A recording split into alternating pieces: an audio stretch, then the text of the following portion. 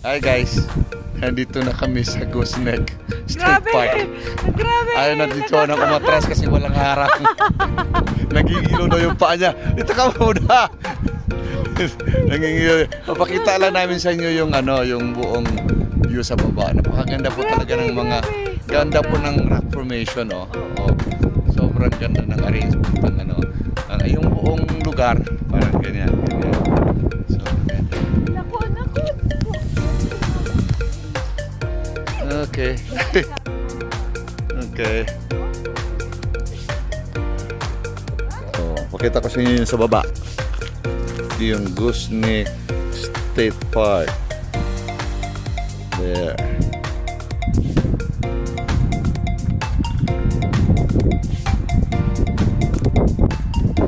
Amazing, no?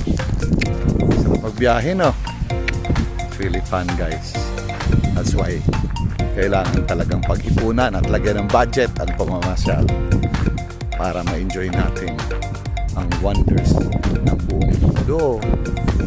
Life is just like a book. If you don't travel, you have only read one page.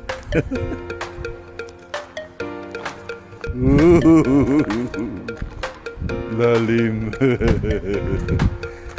Snake State Park. Scary. Hi guys. Kumusta po kayo? Yeah, good. Sure tayo, mami. Ang galing mo. Pero akong hindi. Murag ilog ka ayaw kong isin. Hello guys, lumayo na kami doon sa bangin sa Sitsona daw. Niningilo daw yung kanyang paa. Nangingilo yung paa ko sa sobrang lalim ng So, yun. Balik na kami. mga bato. Grabe. Okay. So guys, nakabalik na kami sa car. This month, so na wala na yung 10 Sitsona sa gilid ng bangin.